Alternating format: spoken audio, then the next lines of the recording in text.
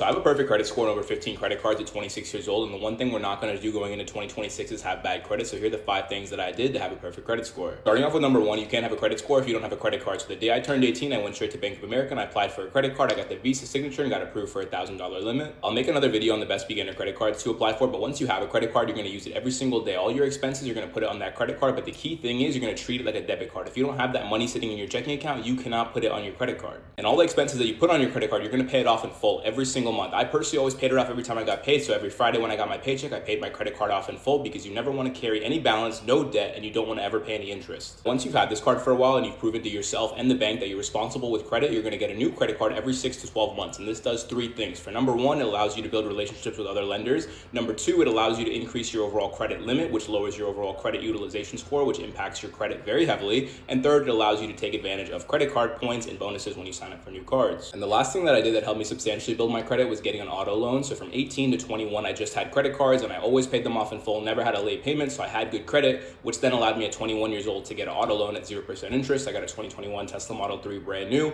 Then I had a car payment for 5 years, paid that car note every single month, never missed a payment, and now it's paid off. But now at 26 years old, I have great credit. The banks know I'm responsible and credit worthy, so I can get any credit card I want. I can get a mortgage, I can get a business loan, I can get a supercar if I wanted to. Do not miss out on life's opportunities by having bad credit. A lot of people have been asking me why I keep $40,000 worth of cash on hand at all times. And the reason for that is because I believe that is the perfect amount of money to be able to say fuck you to any situation that I don't want to be in. If any 2 things are certain, it is that life is expensive and life is unpredictable. So having $40,000 set aside, liquid in a high yield savings account allows me to be prepared for whatever life throws my way. And it doesn't just have to be anything negative. Of course, if you have an accident, something tragic happens, or you lose your job, you then have a safety net and you're taken care of. But it can also be for something positive. Having that type of money allows you to have the financial freedom and confidence within yourself to bet on yourself and take risks. Maybe you want to start a business. Maybe you want to move to a different city or country. You now have the means to do so. I know there's going to be plenty of people saying, oh, $40,000 is too much money. You should be investing that money. You're stupid. Well, guess what? It's not your money. So I'm going to keep my $40,000. That makes me feel real warm and fuzzy inside, because I know my emergency fund is a relatively small percentage compared to my overall portfolio and net worth, which is invested into the markets. And for anyone new, do not get overwhelmed by this $40,000 number. It took me years to get here. I started at 1,000, then 3,000, then 5,000, then 10,000. And as your income goes up, as your lifestyle and expenses go up, you should also increase your emergency fund as well. Goodbye. I've been posting on TikTok every single day for the last 8 months, and not only has it changed my life financially, but I've also been able to generate over 76 million views and gain over 200,000 followers. So let's go over everything I learned. Starting off with number 1, which is the hardest part, you have to get over the fear of judgment, because you will be seen by your friends, your family, your coworkers. They will see your content and most likely they won't support it, but who gives a fuck? You're trying to better your life, not theirs. And if you can get over that fear, you will be so successful. Next up, you have to be okay with putting out bad videos, especially when you're first starting out. You want everything to be perfect, but that perfection will never come. I look back at my videos from even 2 weeks ago or 6 months ago and I cringe, but every single time I posted, I got better. I got better at the process of content creation. Next up, I want to stress that the time of day that you post does not matter. I post at 9 a.m., 12 p.m., 8 p.m. It's all the same. If your content is good, it will reach the right people, but consistency does matter. If we are equivalent in skill set and following, but I'm posting 5 times a day and you're posting once a day, I'm going to get seen more. I'm going to get more followers. I'm going to get more brand deals. So you need to stay consistent every single day. If you want to take this content stuff seriously, you need to post at least once a day, but ideally 2 to 3 times. Unless you are just so hot and so beautiful, you need to provide value, whether that's in the form of education or entertainment, and nobody cares about your day in the life when you're just starting out. So figure out how you can provide value based off your life experiences. Talk about your story, talk about the lessons you learned, talk about the lessons you wish you learned, talk about what you're gonna do, talk about your interests. Just provide value. This one should be self-explanatory, but you need to be authentically you, because people will see right through your bullshit. I can't stress this one enough, but do not get discouraged by low views, because at the end of the day, we are all at the mercy of the algorithm. And some months, some weeks, it is going to love you and push out every single video that you put out, no matter what you say. And other months and other weeks, it is going to hate you and put you in view jail, and views will be low. But that is a time to stay consistent and stay posting, because eventually you'll get out of there and the algorithm will love you again. This one's so simple, but so many people don't do it. Put your email in the city that you live in your bio. If brands want to reach you, you need to make it easy for them. Ralston, this was Alex Ramose's creative director, Gary V's creative director. This is Sam Gaudet, who is Dan Martell's creative director. There's so many people like this, okay? This is this one person who is going to oversee every single medium and hub of your content team. They're going to create synergy and be in charge of growth. They're going to be tracking your competitors and making sure that you are outpacing them, all of it, okay?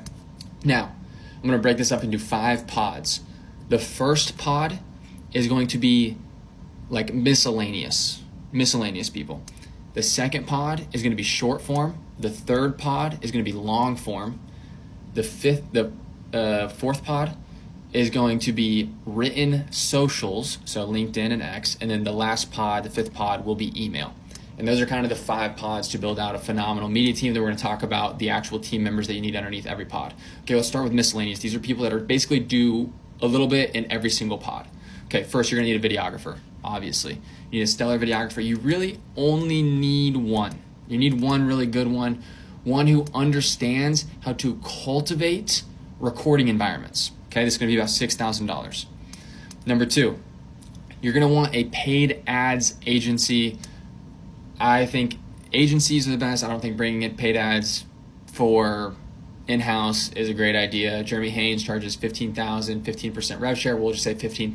There's a lot of great paid ad agencies that you can get for $15,000. This is going to be a huge part of your business. Next, you want to have somebody who is a funnel builder. Okay, they can build the email sequences, the landing pages, they run the data, they create the UTMs, all of it. This is your automator. This is the person who gets in the weeds and builds all the automations. They know Klaviyo like the back of their hand, or ClickFunnels, or whatever it is. You want to pay this person between $6,000 and $8,000. Let's go 6 just to be on the small side. You want a content VA. You need somebody who is clicking post on all these things, scraping data, doing the dirty work. You can get one that's phenomenal for $3,000. You can get it from somewhere.com or athena.com. Next, you want a niche expert. This is the most overlooked team member when building the team. This person understands the niche just as much as the main creator. Okay? This person has to understand business as much as Alex Hormozi. This person has to understand small businesses as much as Cody Sanchez. This person has to understand real estate as much as Ryan Pineda, all these different people. Like, this person has to be this kind of psychotic introvert that just studies. Okay, what they're going to do is they're going to inform without the main creator having to be involved. They can do a lot of written content. They can help with the email. They do the research. They share insights, etc., etc., etc. Okay, that's our miscellaneous bucket. I'm going to give a final monthly budget at the end of this. Next, let's go to short form. Your head of content each hub of these 4 hubs needs to have, or actually not all of them, but your short form needs to have a strategist. This is somebody who is a master of understanding the complexities of TikTok, Instagram, and YouTube Shorts. This is me. This is what I do. I understand the complexities of all these platforms. I understand hooks and pacing and growth tactics. I know how to use trial reels. We know how to scale up and rehook and edit 15 different times, and how